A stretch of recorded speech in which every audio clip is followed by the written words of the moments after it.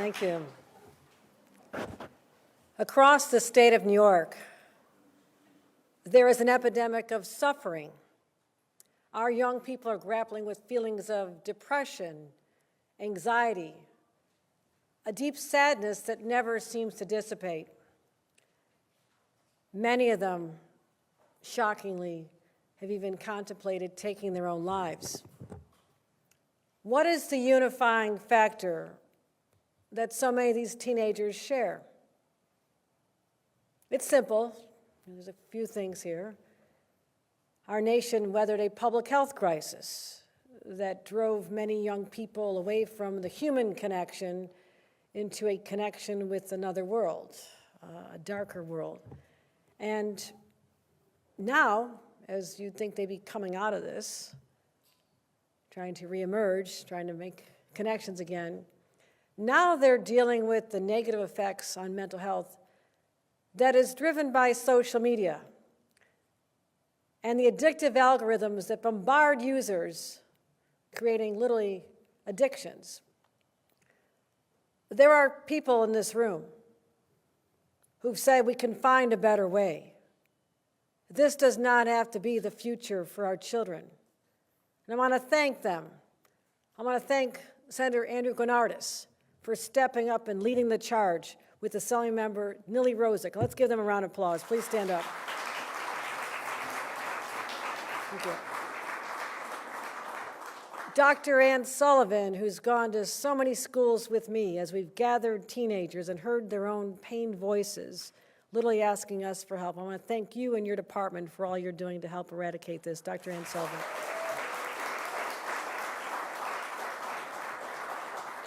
Melinda Person, who's the head of NYSID, who's dealing with the teachers who are also becoming stressed because they see what's happening before their very eyes. They spend more time with the children.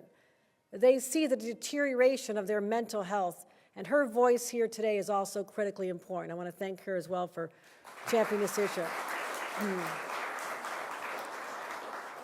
We have a student, Mecca Vasquez. I want to thank her for coming over from the Mount Hassan School District.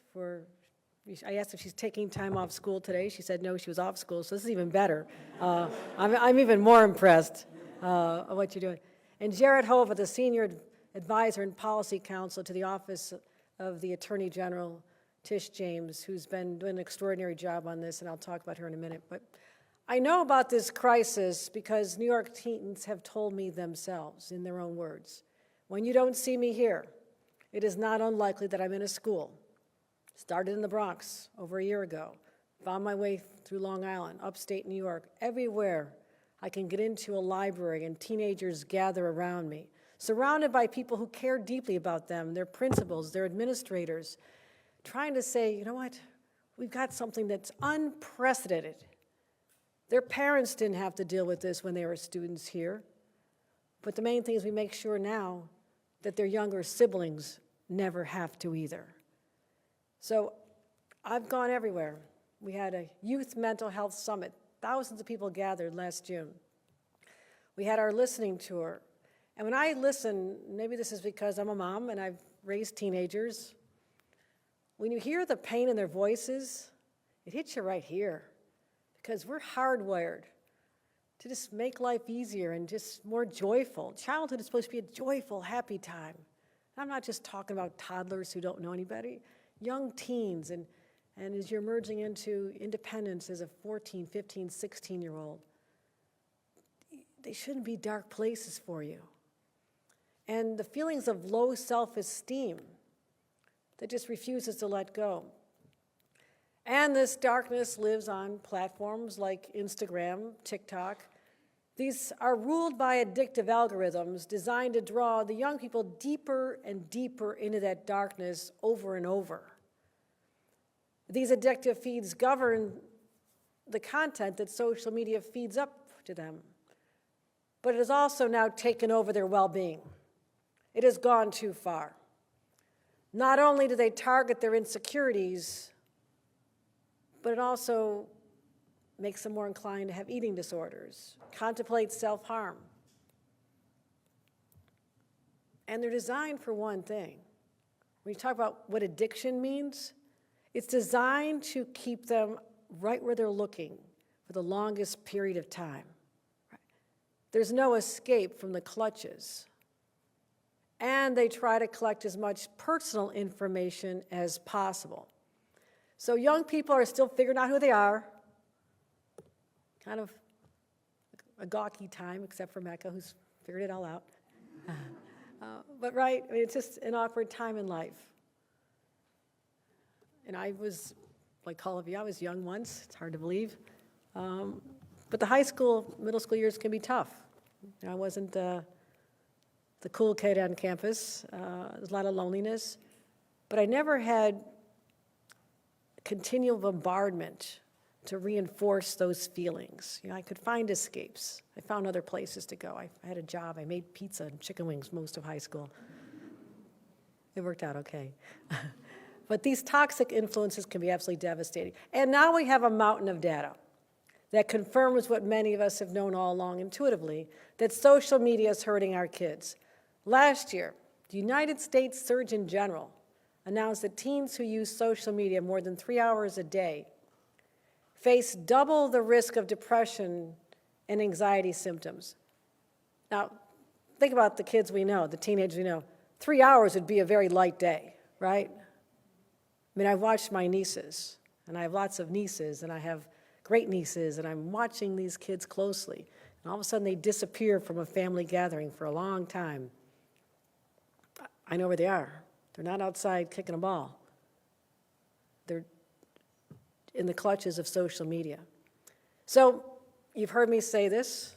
As governor of the state of New York, it's my responsibility to keep our people safe and healthy, safe from all threats. And as a mother and grandmother who's heard directly from parents, I say it's time we step up. If we as elected adults don't heed the damning data and the cries for help that are coming from across our state and take action, then we have failed in our most instinctive duty. That is to protect children. None of us needed a poll to tell us that New Yorkers expect us to take action to protect the youngest from these addictive algorithms. Every generation has its own challenges. We stopped marketing tobacco to kids because we knew that was bad for them. We raised the drinking age to what it is now. And now we're also meeting that challenge despite opposition. We're going to take action to protect today's young people from the defining problem of our time, and that is the mental health challenges that they're experiencing. Now, last October, I was joined by Attorney General Tish James, Senator Gennardis, Assemblymember Rosick, and concerned parents, many of whom are in this room from all across the state of New York. We announced legislation to prohibit minors from being exposed to dangerous feeds and guard them from the online entities that work to collect their personal data. You just ask any parent, how do you feel about your children's personal data being collected for commercial use or other uses? Does that make you sleep better at night? No. So I can tell you today, many months later, it is my priority to ensure that these nation-leading bills are passed before the legislature goes home, and we are making progress. Again, I want to commend these two leaders. It's been tough out there, and you have not flinched a bit. And that, to me, is something we all should be proud of and praise, because our residents, our parents, our children need your help, and we're going to get this done. We have been working with so many partners, other partners in the legislature who care about this, because we'll be judged by whether we met this moment. I want to give, again, special recognition to Attorney General James. She's been a remarkable leader on this, and all the parents, advocates. And I'm so glad she's been a great advocate with the parents. And when it comes to something as important in our children's health, doing nothing is not an option. So we're going to fight for them. Already we've made enormous strides. I mean, this is not a new space for us. We've had to do a lot to safeguard our children's mental health. Our historic $1 billion mental health plan expands treatment for young people wrestling with eating disorders. It grows the number of youth community treatment centers. invest $10 million in youth suicide treatment programs, helped an additional 137 school-based mental health clinics across New York. There's already 1,200. So every child who needs help can access it. You realize how important that is? The hassle it is when you recognize something could be wrong with your child, or they're actually saying to you, I need some help. And the effort involved in trying to find someone who'll see them, miss school, you miss work to fit in the appointment, and then they say, well, you need to come back every week for maybe a year, and we'll see how things go. You're missing time at work, your child is missing school, you don't know even if they're going to be there the next year or not. And it's a major stressor for parents who are trying to even do the right thing. This is where the school, where a student spends most of their day with a loving, nurturing environment from administrators who care and will institute these in their schools, and the teachers who understand, yes, it's better that you take an hour off and go spend time with that counselor or that therapist because you'll come back more recharged. My philosophy has always been, we nip these problems now, and we can avoid a lifetime of students needing help later. That's why right now matters. Plus, we've also added $19 million for youth-focused enhancements to our continuum of care. Thank you, Dr. Sullivan.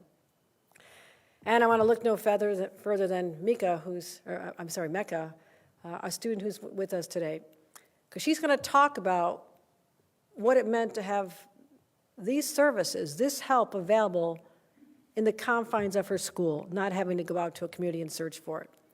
She's a therapist at school, and it made all the difference. But unless we take on the addictive algorithms that give birth to so many of these challenges, then we're just treating the symptoms, right? Let's get at the cause. Let's get at the cause. And that's why these bills matter so much. Our kids are hurting, the educators are seeing them struggle every day, and the parents who just don't know what to do. They want to see their kids well-adjusted. The parents, everyone from infants to 18-year-olds, are worried about the uncontrolled world of social media influences and the uncontrolled world, the uncertain future that lies ahead if we don't put on the brakes now. We need to ensure that social media is, as was envisioned, a force for good, not a place where innocent children are bombarded and lured to a dark world that could change them forever. And I often think about my 2-year-old granddaughter, Sophia. Very, very young. But if something doesn't happen, at some point in her life, she'll be exposed as well. I'm glad my kids are old enough to have escaped this. MySpace was just starting. Remember that? And I remember saying to them, don't post anything that could stop you from being able to be a passive background check to be a Supreme Court justice. I literally told them when they were about 14 years old. They just looked at me, it's like, okay, Mom, we get it. So clearly they're not Supreme Court justices, but they did get jobs, okay? So we're saying enough is enough, okay? For Sophia and all those who are growing up in this digital world. And again, I'm so grateful for these partners who are standing up. The finish line is on the horizon. I can see it. We're this close, everybody. We can get this done. Let's give a round of applause to everyone in this room who cares enough about our kids and are going to stand up and fight for them. Thank you. Thank you, everyone. Thank you. And with that, let me bring up our champion, Senator Andrew Granardis.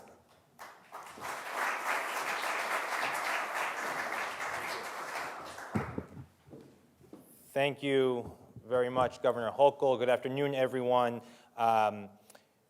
We are trying to do something very, very difficult here in the state of New York. And doing difficult things, doing big things takes a lot of work. And I really want to thank the governor for her leadership, the Attorney General for her leadership, my colleague in the Assembly, Assemblywoman Nili Rozic, for her partnership in this. You see other states that have tried to do something about social media. In my view, they've taken the easy way. And the easy way makes us feel good, but actually does not get to the root cause of the problem. And what we're trying to do here in New York is go after these addictive algorithms. And these algorithms are like heat-seeking missiles that seek out and prey upon the insecurities and vulnerabilities of young users, and they latch onto them, and they exploit them for profit. That's why big tech companies and big social companies have made billions and billions of dollars off of these young people. They're profiting off of the mental health and well-being of our kids.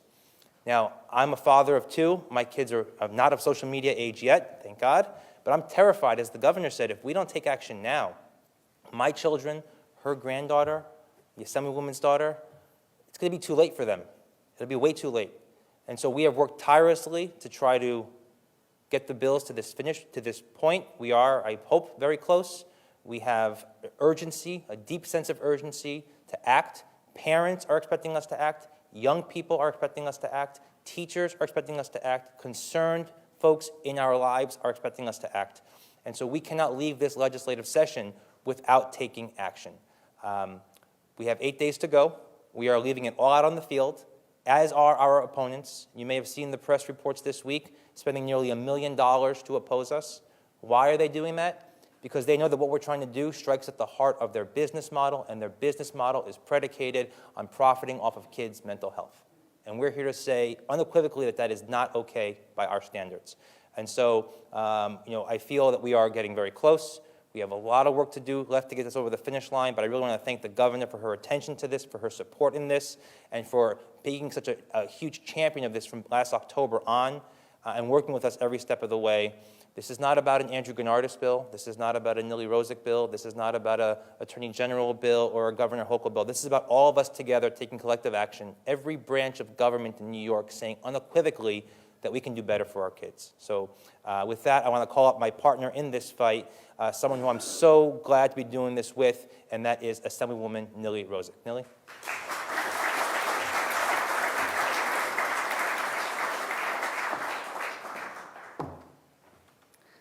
Well, good afternoon, everyone.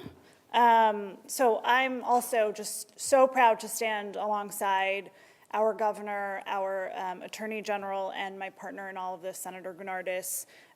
We could not have asked for a better and broader coalition led by Melinda and Mike Mulgrew and Common Sense Media and all of the parents who joined us over the last few months to really push this legislation. We have very few days left in this legislative session, but we need to get them over the finish line. These bills are so critical to the mental health and well-being of our kids. Their whole lives depend on it. And again, like has been said, it's our unequivocal stance that these bills will help us against digital exploitation. That's exactly what's happening each and every day, hours and hours spent on social media.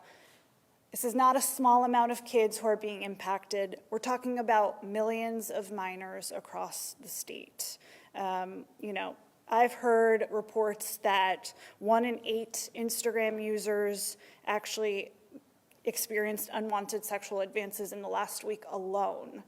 2/3 of teens reported that they have been targeted by sexploitation schemes over and over again.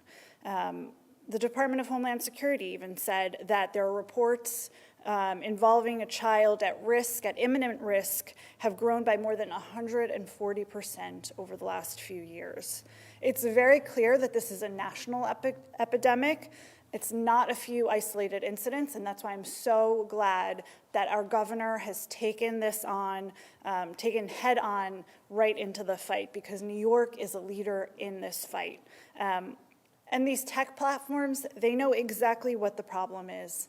They know that minors are being exploited, bullied, harassed, and harmed on the platforms that they own, but they don't do anything. They don't do enough to prevent it. And you don't have to take my word for it, right? I'm a social media user, but you don't have to take my word for it.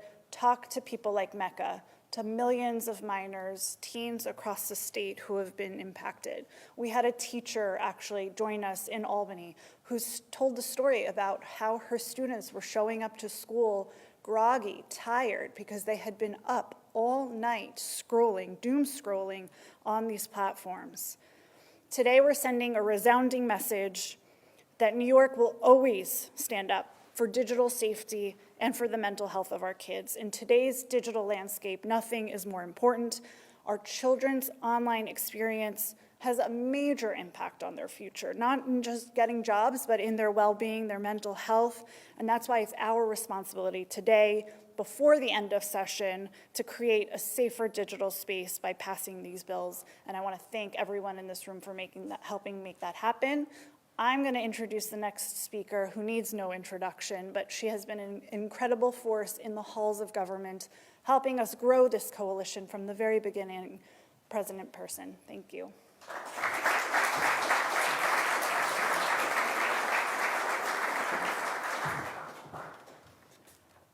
Hello, good afternoon. I'm going to start by actually reading an email that I received this week as a mom. I'm the mother of 4 children. My twins are in 5th grade, and I have a 2nd grader as well. My 4-year-old is in pre-K and not yet in school, but is already reaching for my phone every chance that she gets. Dear parents and guardians, I hope this message finds you and your families well as we approach the end of the school year. I want to bring something to your attention that's come up the last few weeks regarding our 5th grade students' online interactions. We've been made aware that some of our 5th grade students have been engaging in large group social media chats where there have been attempts to find and share embarrassing videos of their classmates. As educators, it concerns us to see such behavior among our students, especially at such a young age. And the superintendent goes on to detail what's happening in my child's elementary school. Parents across New York State need help. This is not something that we can manage on our own. And while I'm here to speak on behalf of educators, I also speak on behalf of the parents, and I want to acknowledge Kyle Belakopitsky, a member of the executive director of the PTA, who is part of this coalition. Teachers know a lot about social media and its impact because it comes into our classrooms.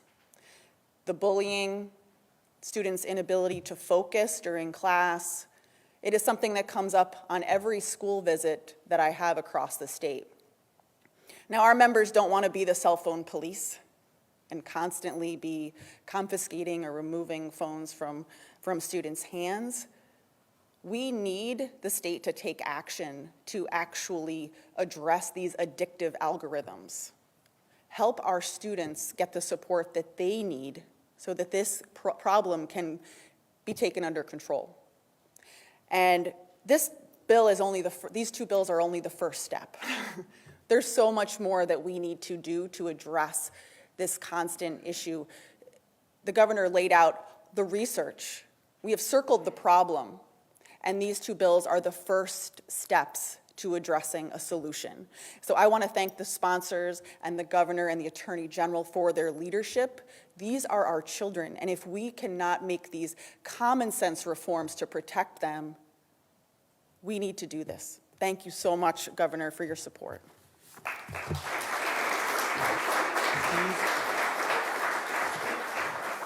And I'm going to introduce Mecca Vasquez, a student at Mahonison Central School District, who will deliver the next remarks.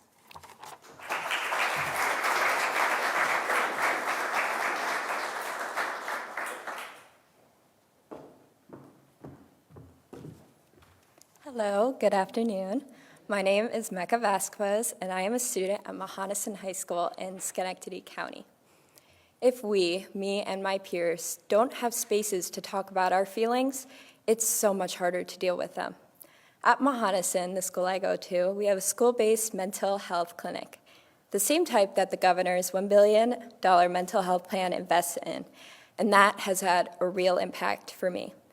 For a while, I was struggling with my mental health and the pressures of being a student, and of course, being a victim of social media. One day, I asked my guidance counselor at school, and I was like, I'm really struggling to find therapy. And she said, we have therapy here in our school. It was great to get help from a therapist who really understood the issues and the pressure I was facing as an overachieving student. Having it available at my school made me feel like I was in control of my journey. So I'm really grateful for that. And I'm glad that more students at my school and all across the state are able to get this kind of help. I also want to speak on the issues that the governor highlighted regarding social media. For kids these days, social media seems like it's just part of life, but it's so true that it can be too much and it's really overwhelming and addicting. Whether we're trying to learn or trying to hang out with our friends and family, we're hearing the bing on our phone. Bing, the girl posted. Bing, she's on vacation. Bing, she's doing more than you. Bing, look at her life, it's great, why isn't yours? Feel stressed yet? This is what me and my peers go through on a daily basis. So it's great that the governor and lawmakers are getting involved in the issue, and I'm really glad that they're focusing on us. And I think it's pretty simple overall. Kids all over the state should be safe on social media, and they should be able to get mental health support that they need now. Thank you for all of you taking action and for making this happen for me and my peers. Thank you very much. That concludes our program.